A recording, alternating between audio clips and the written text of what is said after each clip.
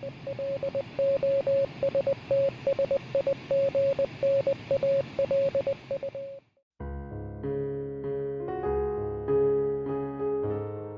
to the Lost Signals discusses philosophy, narrative, and the mechanics of criticism. In this show, we analyze the greatest minds of narratology, both classic and current. Enjoy. Hello, and welcome back to the Lost Signals discusses philosophy and narrative theory. I suppose this is a new season because we haven't done one in a while. Yeah, it's been a bit. Whatever. Today we are going to kind of contemplate maybe not a new theory, but develop a theory within ourselves on use in cinema based off of use ad bellum or just war theory. Yeah. But doing it through proportionality in films and in narrative in general. I'm Jonathan Ian Manser, here with Stephen Hermosi.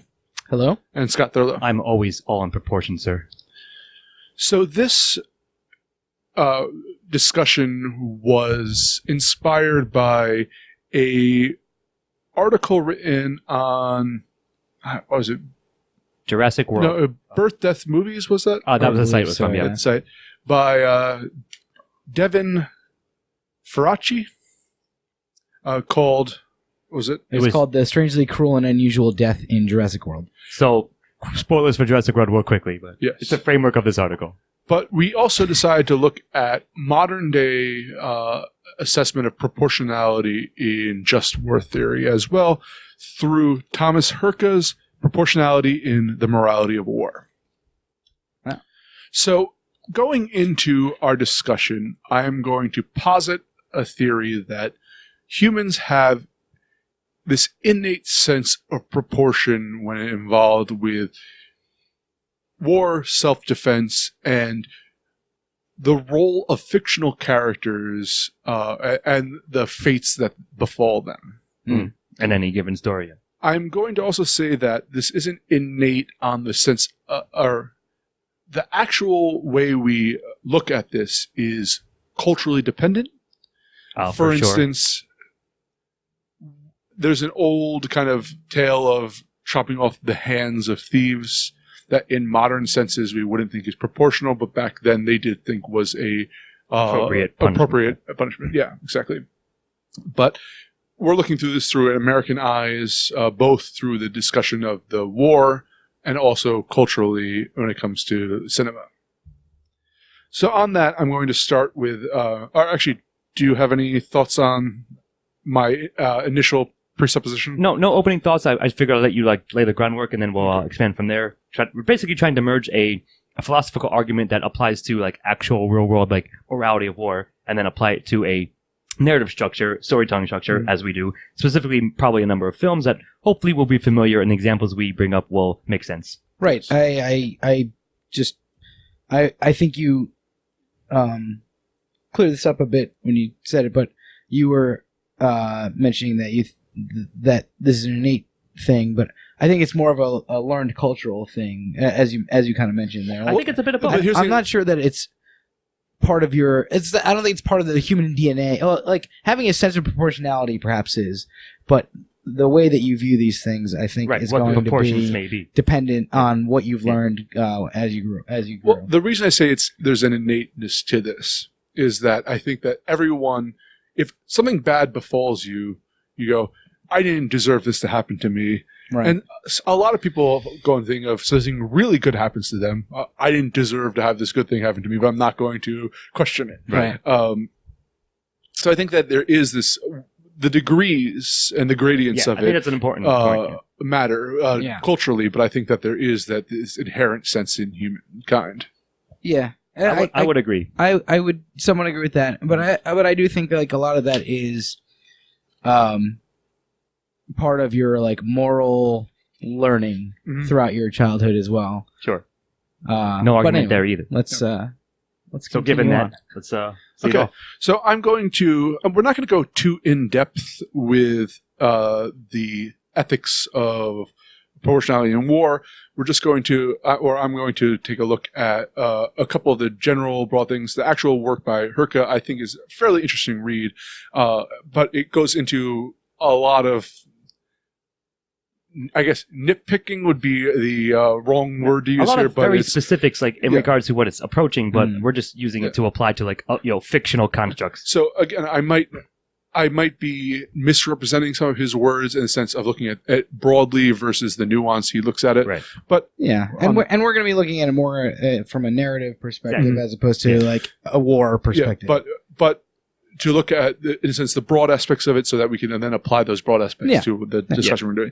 So, Jus ad bellum is looking at the reasons or the justifications for going to war, and Jus in bello is looking at the actions you take in war.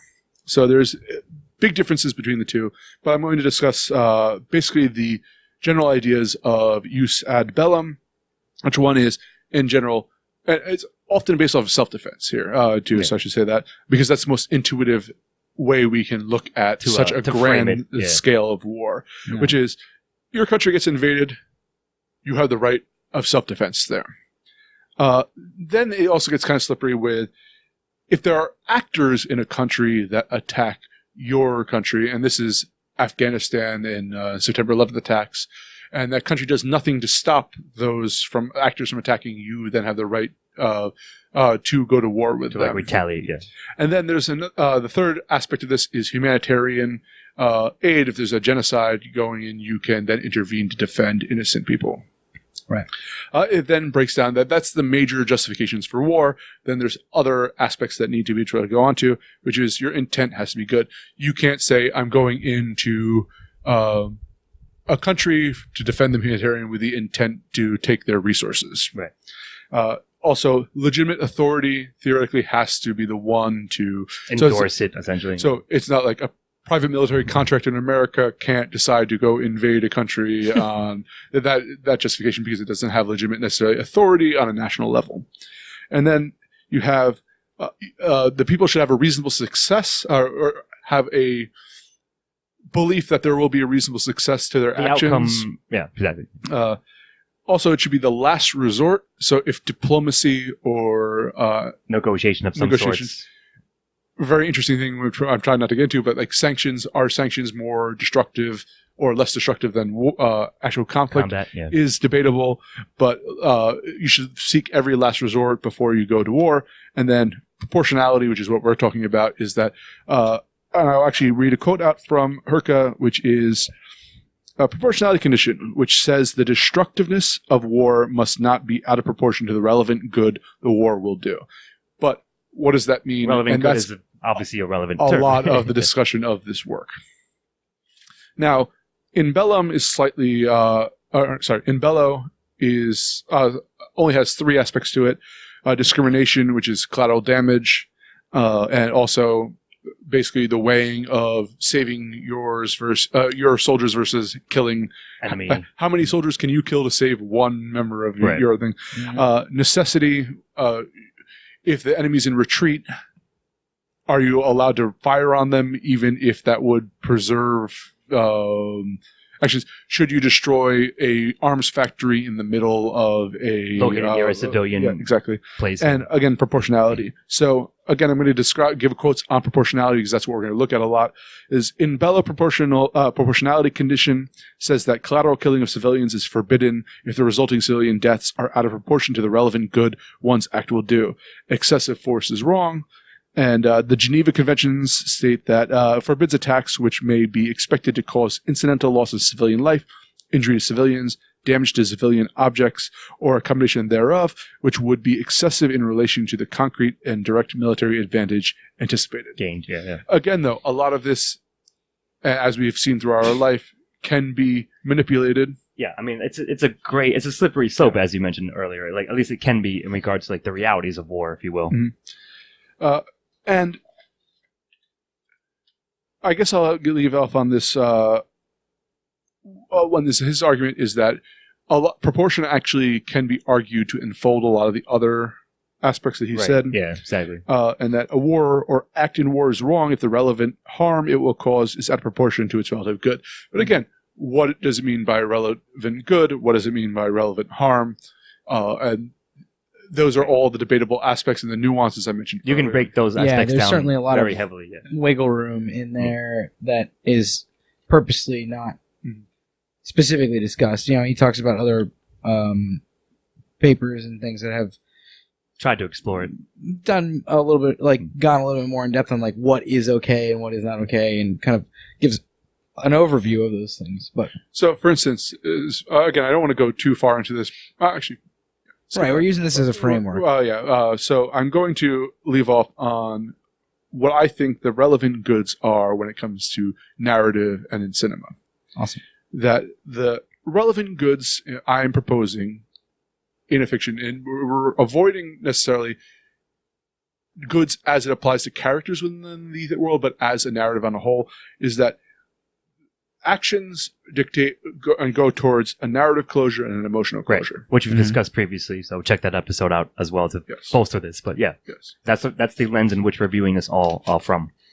So I think that's as far as I'm going to go into the ethics of war. I have a quote for later on. Actually, that goes into the movie, film Taken. Mm-hmm. But up to that point, though, do you guys have any points you want to make?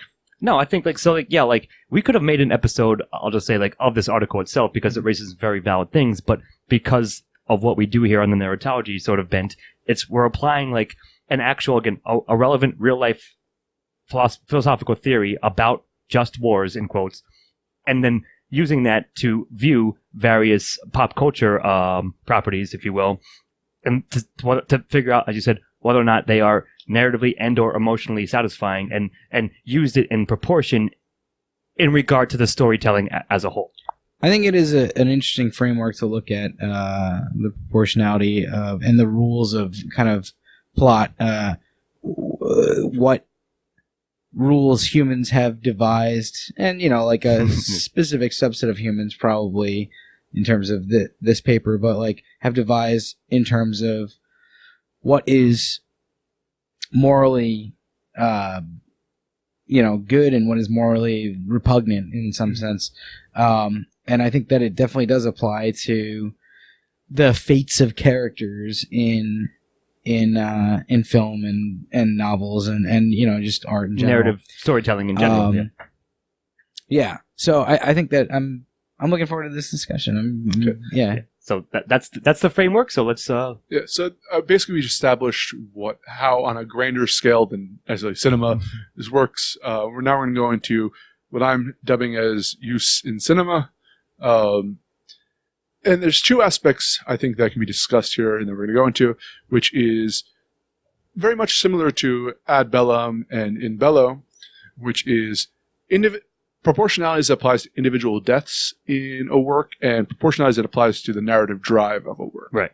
So, may I throw it to one of you to discuss the Devin Faraci's article? Yes. So this is a sort of very quick case study. So it's framed through a death of a character in Jurassic World, in which, again, spoilers if you haven't seen it, but I'll just describe it to you. There's a character named Zara, I believe, and she's sort of ancillary. But his point is the way her on-screen death was portrayed, and as it applies to the narrative, is completely out of proportion. It's very gruesome. It's almost like a horror film, murder as he kill as he says up close. It feels at odds with what the movie has set up previously, and it's not earned. She doesn't deserve the death that is shown to you as the audience on screen, and it's not impactful, and in fact sort of muddles whatever message they're trying to get to. There's almost no reason for it to be that explicit in the film, and you can apply this. You can see in other cinema. We'll stick with cinema for now. It's just that he argues, and I think I agree, because I have you can look up the scene on YouTube. It's you can find it easily. Actually, we're gonna have it linked. We'll show you what it means. The description. But in context, it's bad storytelling because it doesn't advance the plot. It doesn't matter to It's not impactful to the characters at hand, and it's again overly explicit for the character that she is, and she hasn't previously, the way the film sets up her character, it's not earned. She doesn't deserve, again, like I said, the punishment, in quotes, that she receives of her death scene.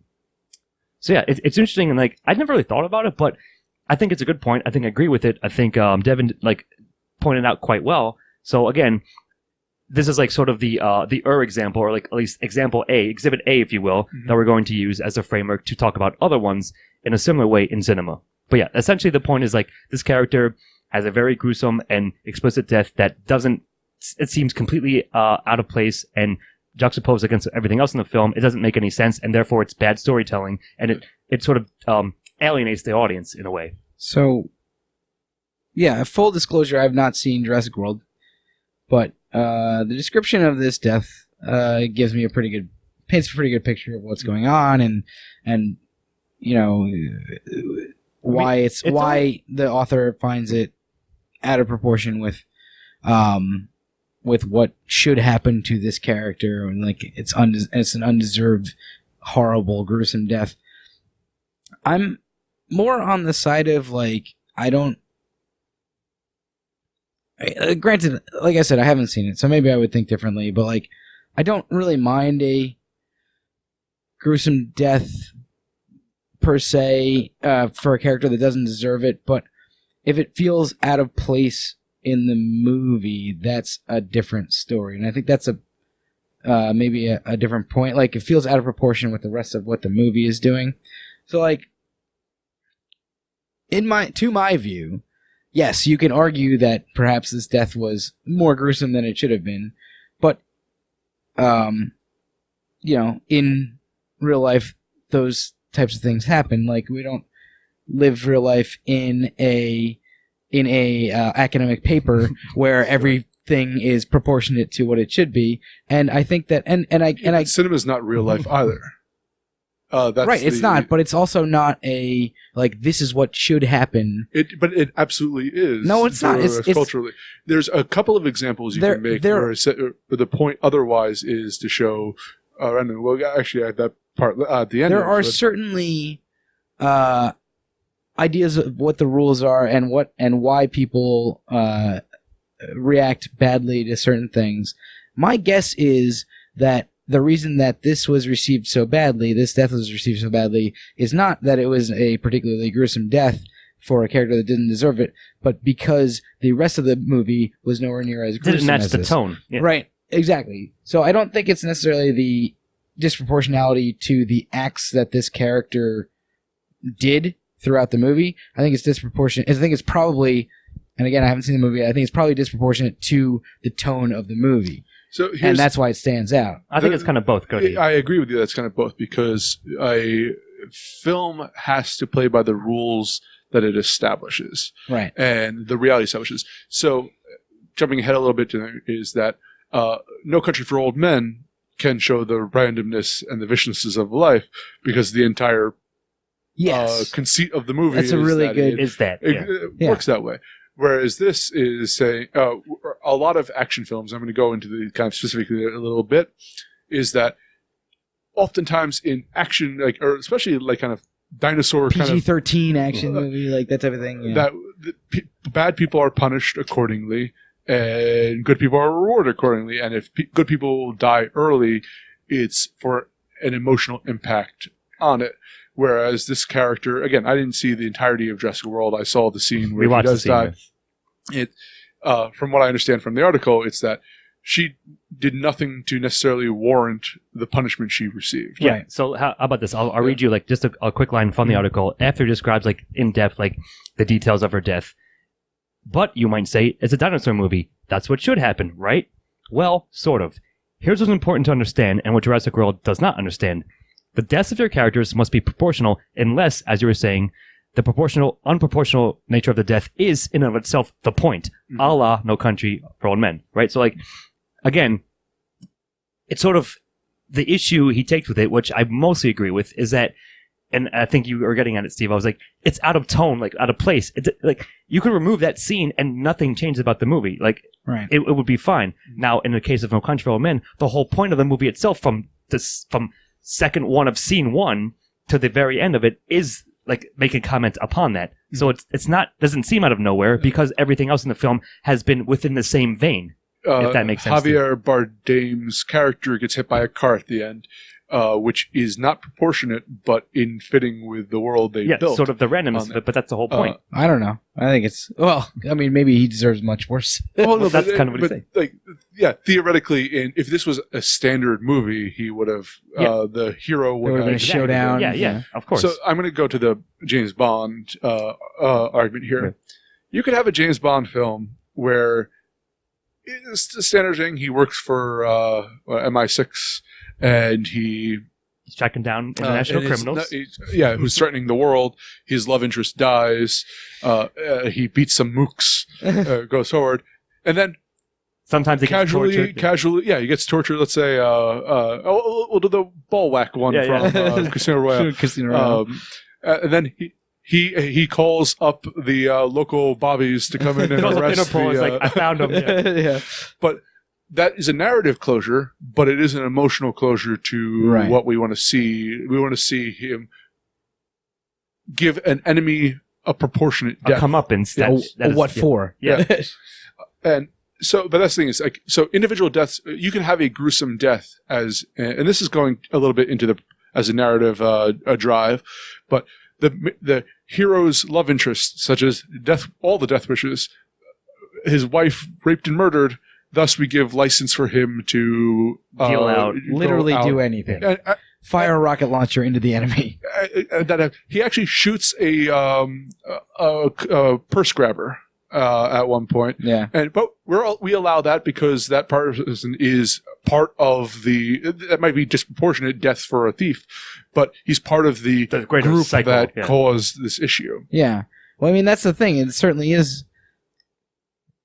We get into these things. We get into these action movies, and it's like, we, as viewers, we often allow way disproportionate acts to occur, be okay. Yeah. I mean, we don't allow them to occur. They occur because they're written in the script, but like, we allow them to be okay in our minds because, good rephrase, because of the, whatever wrongs have been done to the main character or whatever previously. And it's like, this guy from Death Wish, by the end of that movie, or by the end of that series, is like just a fucking serial killing monster. So, but like everybody's on his side because in some sense, such a big wrong was done to him, right? All right, so I don't want to get into. I don't think they were making a comment on that. Yeah. I think they were just wanted to kill a lot of people. I don't want to get into it too much. Like, you can make the argument they might be, but they probably aren't. It's a power revenge fantasy, right? And taken to the extreme in that series' case. Well, I'm going to go into this then, since we brought this up. Although we're kind of off my script, but this is going towards actually, particularly Taken, which is the quote here is. But these views are sharply at odds with common sense morality, which does not tell a father to care no more about his daughter than about a stranger. On the contrary, it says he may and should give his daughter's welfare considerably greater weight, so if he has a choice between saving his daughter's life and those of several strangers, he may and should do the former. So, oftentimes, action movies are predicated upon a event that wife or daughter threatened or killed or abducted, or then thus we allow them the revenge, even though if it is the death of 20 people to the one death, because we are in a similar way that, and I think they bring up this in the article quite a bit, is that if an invader comes into the home and someone and the person shoots that invader, regardless if the person was armed or not, we all are willing to allow that. There's more leeway there because it's your personal space, your private domain. But it is like, that's an interesting thing, because the reaction to that is not proportional. If you're like looking at it from an academic sense, like that is not proportionally okay, right? Like, well, it is if you allow the fact that the life of someone close to you weighs more than the life of random stranger. But in that very same part of that article, there's another point of view that says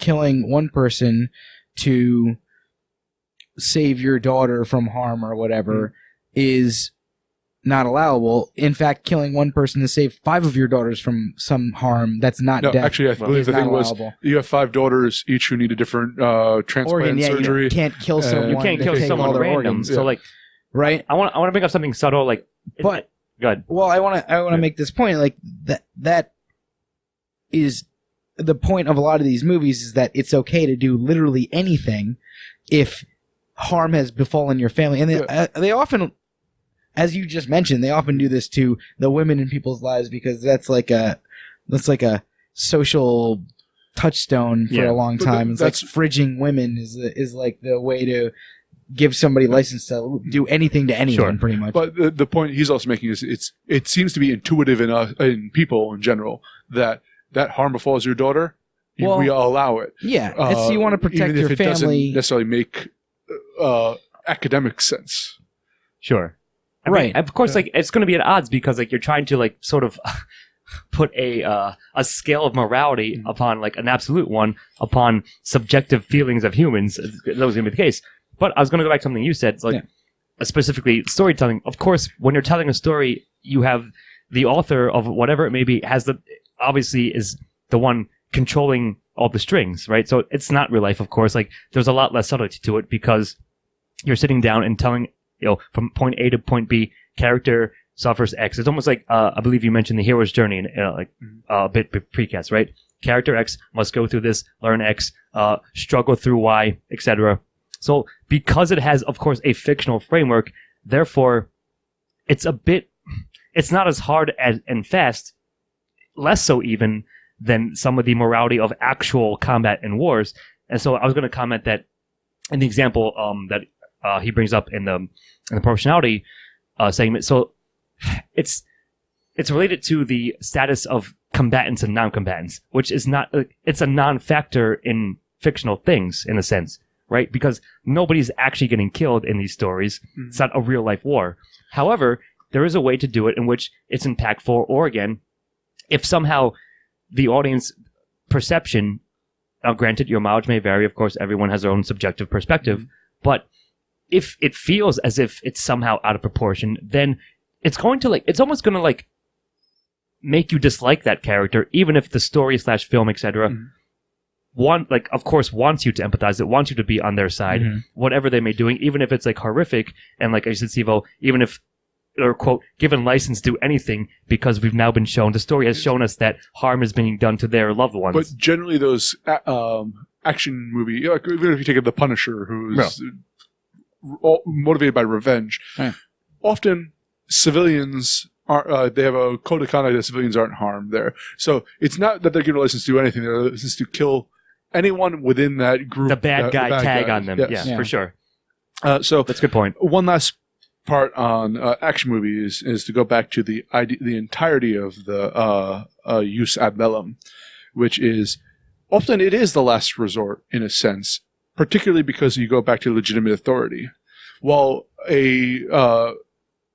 one of these actors is generally often not a cop or a military. Sometimes they are, but for the most part, they're civilians.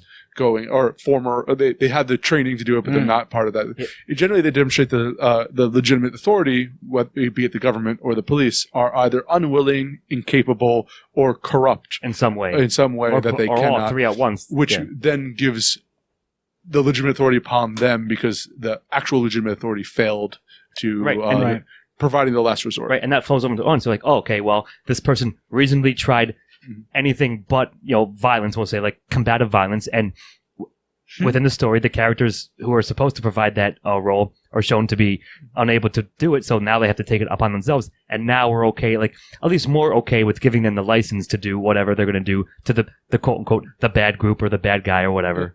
So I want to move on to a different genre now, but do you guys have any final thoughts on action?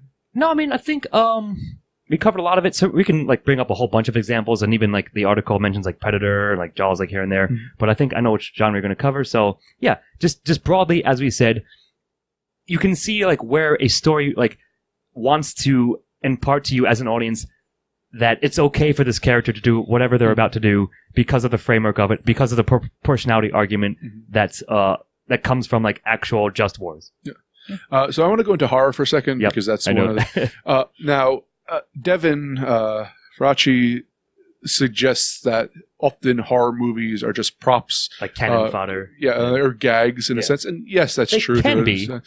but it's often also a lot of horror movie protagonists and supporting characters, not protagonists because the last girl thing, but supporting characters who are the fodder for the killer are generally unlikable or commit some kind of a la Scream as it outlines there, either drinking underage or having sex or some type of group within society that we should our Puritan society should look down upon. They're doing some kind of behavior that is unacceptable to the culture at large. Which then allows them to be killed without guilt of watching them be terrorized, basically. Yeah. And they deserve the punishment. We've done an episode about that, I believe, specifically for Halloween. But you're right. That is often the case. Many times you can see it in dozens, hundreds of horror movies for sure. Unless you're doing, and we're going to talk about comedy a little bit. Sometimes people are in horror movies, especially ones that use gore for laughs and that kind of thing.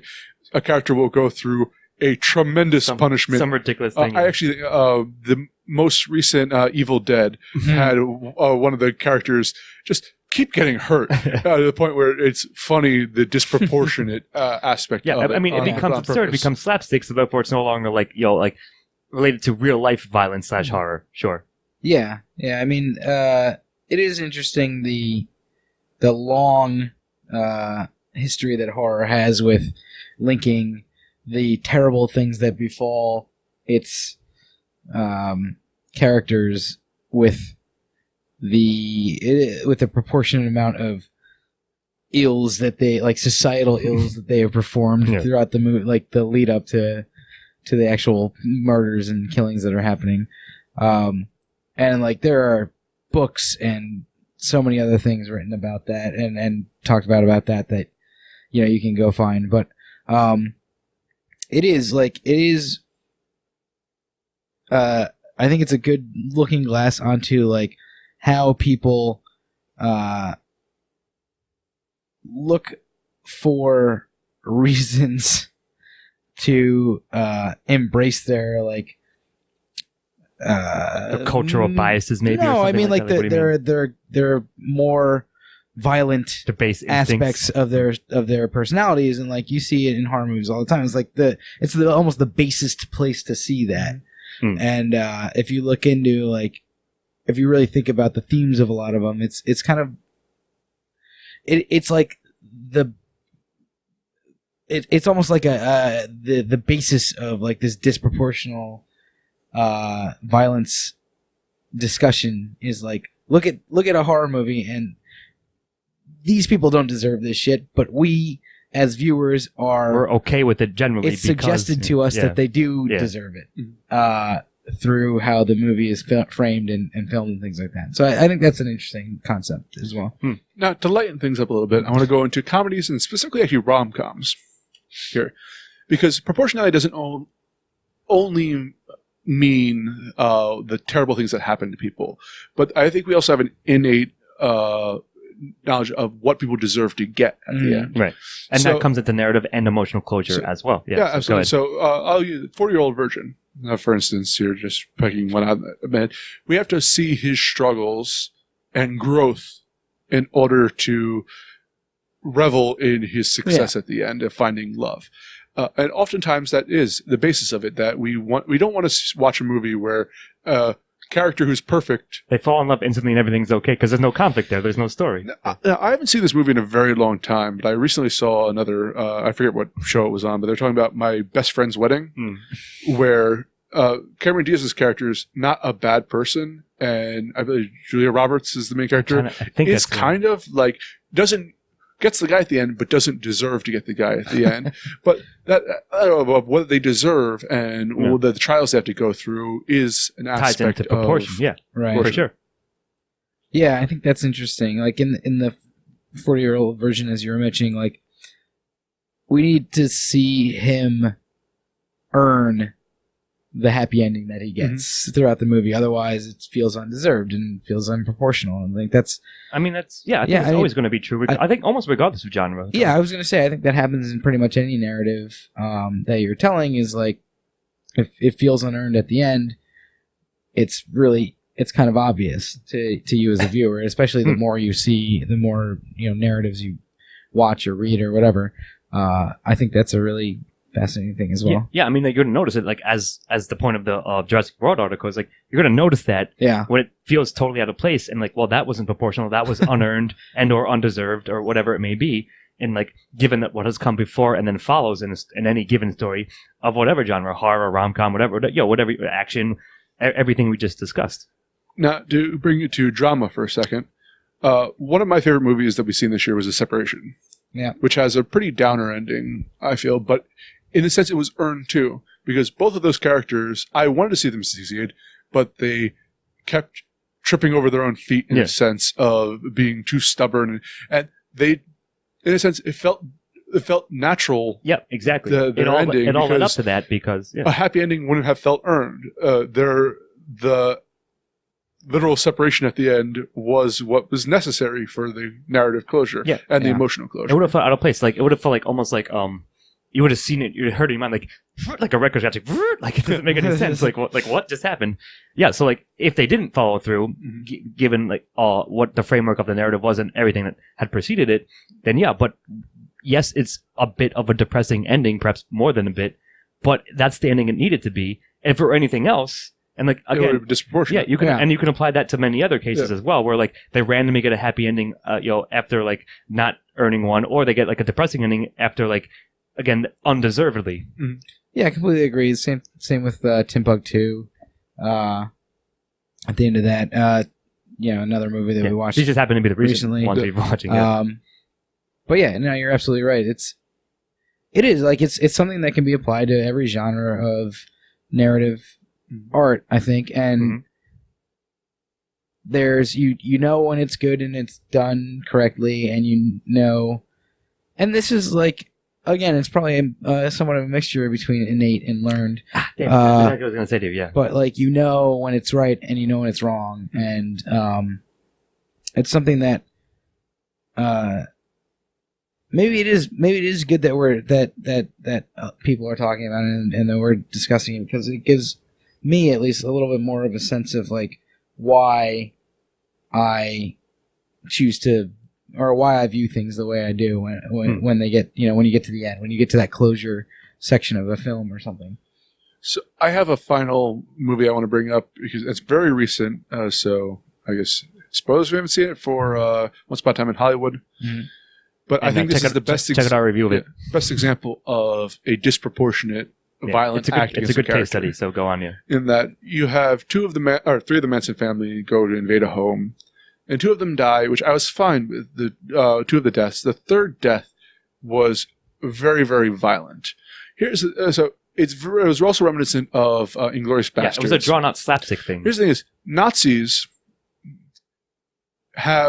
there's no thing you can do against the Nazi that's disproportionate to aside from giving them a happy ending, but any violent act you do, and then we in a society and our culture has said that they are the ultimate definition of evil, and thus any act against them is cathartic. Versus the Manson family, which I felt that perhaps Tarantino felt in a similar way to their act, but I didn't feel that her death was proportionate. The extent of her death, I felt I was turned off by it, because my intuitive sense of like, wow, like she didn't deserve that much punishment. Yeah, it was very brutal and very drawn out. So like, it actually ties in. So like, that's a good final example, if you will, because it sort of brings everything we sort of said together previously, mm-hmm. right? So something I would say, in many cases, you might say it feels off. Like, people will be like, are off put by it, because yes, while they are a murderous cult, what happened, like, the gory details, if you will, didn't quite match up proportionality in terms of like who they were as characters.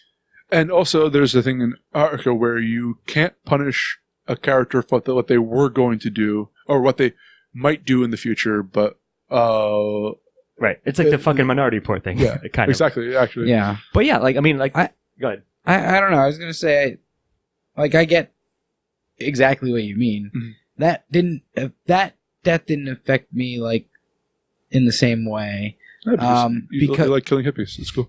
No, I was actually more upset that they framed the hippies framed the Manson family as though they were just hippies and every hippie was like equal to them. But no, I mean, I guess what it is that I went into that movie knowing that Tarantino has disproportionate deaths like all the time in his frickin' movies, and so that's why it didn't really bother me. Sure, maybe, but he often implements irony. He often implements all the aspects of proportion to his deaths, even if they are over the top. So this one, but that was certainly like a setup, like that. Everything in that death, I don't want to like say exactly what the death was, but like everything in that death had to be was set up, and like he Chekhov's gun to everything. At some point in that movie, I knew that the thing that happened was going to happen to somebody.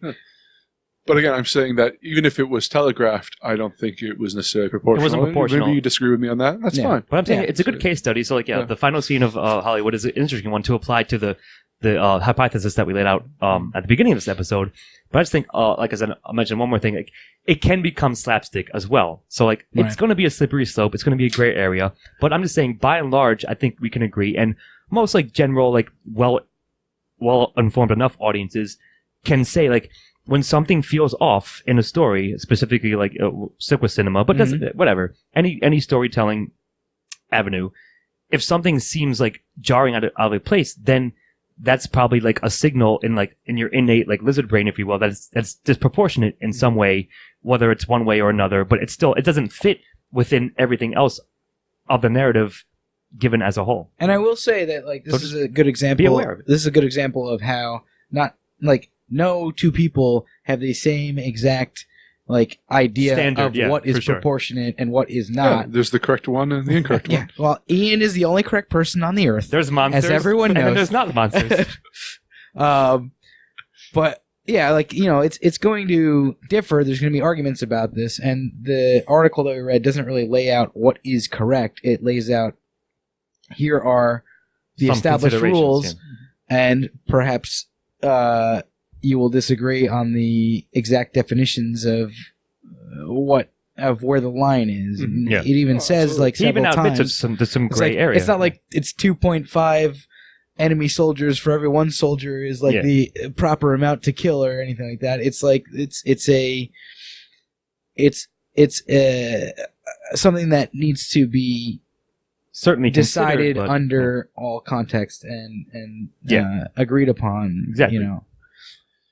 So I have a couple more random points I want to make. I think going to video games for a second, I think that not only is it because of memory and hardware thing, a lot of times bodies disappear in first-person shooters because you don't actually want to see the accumulation of the dead soldiers right. That you kill. And also, I think that I was watching a couple movies recently after reading these articles, and I noticed that a lot of movies reinforce a villain's terribleness before they kill them. Yeah. So there'd be one scene right before they die, which I'm just going to remind you that these people deserve death. They have basically a kick the dog moment, essentially. What you're saying, right before the big showdown where they get their comeuppance. Oh, there's always you've seen that dozens of times. There's always the good one where it's you think that they might be turning around, and then they do one last horrible one last despicable act that solidifies makes them deserve the death that they've earned. Exactly. That's a pretty good point. But you've seen that 100 times too. Yeah. Oh, here's an interesting. I'm going on a couple of just random thoughts. Speaking of Tarantino, we were discussing it a bit. Christoph Waltz's ending in *Glorious Bastards* is actually kind of the perfect proportionality argument. Is that Christoph Waltz was charming, but a Nazi and a villain and did terrible things, but he's very intelligent. He's very charming. You both want to see him succeed and not, so he gets both of the endings. He doesn't get murdered. You're if he got murdered, you might be okay, that's a fine death, but he got the actually perfect fitting. Yeah. So it was the ironic ending, as you were saying. That's a funny thing. He was such a fucking villainous character in that movie, and so affably evil the whole time. He a death would have been, I feel too easy of an ending for him. I feel you would have felt he got off easy if he was killed. Okay, I could see that. I could see. But having what happened to him, you are gonna bear this mark for the rest of your days, and you have to live with what you did, is kind of what everybody or it felt like the horrible thing that he earned is you can't just take off that uniform. It was completely in proportion. Yeah. Unless he carves in a window on the top. I don't see how you can disguise a carved in swastika on your forehead, but I guess good luck. Also, I think that a lot of people were disappointed with the Game of Thrones series for not necessarily the disproportionate of things, although that could be an argument of it. I think it's a bit of a factor. I like to bring up, because of the Christoph Waltz thing, the Littlefinger death may have felt disproportionate to the way it ended to what the character represented throughout the entire thing. But those are my final kind of thoughts on it. Do you guys have anything? No, I mean, nothing specific, but I'm just saying, like, given what we discussed, like, consider it, like, again, like, think about the sort of theory, and like, next time you're watching and read whatever it may be, watching a story, think about whether or not, like, everything that happened to it, especially if there was, like, some kind of violence and or death, or even if not, like, you comedies, sit back and analyze, like, was that proportionate? Did it make sense, given the setup, given what the characters have said and done, and their actions, and who they are, what the story told me who they are, and what happened to them? And if it didn't make sense, you can probably say, like, okay, well, they misstepped there, like, didn't make any sense, or it wasn't justified and proportionate, and try to improve, like, their fall didn't match their gain, or their gain didn't match their fall. Exactly. Just something to consider when analyzing narratives as framed through the just war theory. Yeah, and again, you're going to have to come up with your own scale. Sure. It'll be subjective. Certainly you will base it on Ian's scale because he is the perfect human. Or you should do it. You're damn right, son. But what I mean to say is certainly you'll base it on the things that you've been through and read and discussed or maybe even listened to if you're talking about this podcast. Yeah. But it is going to be it is subjective in terms of how far you think people should go or should be allowed to go and things like that. And really the important thing, I think, is to think about it and to evaluate your own see if you can see it biases and understand what you think about the proportionality of where these films and things are going, and like it gets into pretty much everything in life because everything's a narrative, right? Sure. That's a good point. To some degree. But anyway, that's kind of my... I think that's a very good final thought. On that. I'm not going to... Yeah, I don't have anything to add on that. Good call.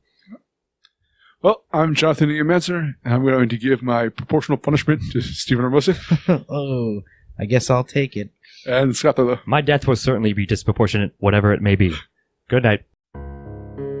Thank you for listening to The Lost Signals Discusses Philosophy, Narrative, and the Mechanics of Criticism. Editing and engineering by Jonathan Eamancer. Music by Christopher Morgan. Check us out on YouTube and iTunes for the shows, and on Facebook and Twitter for updates.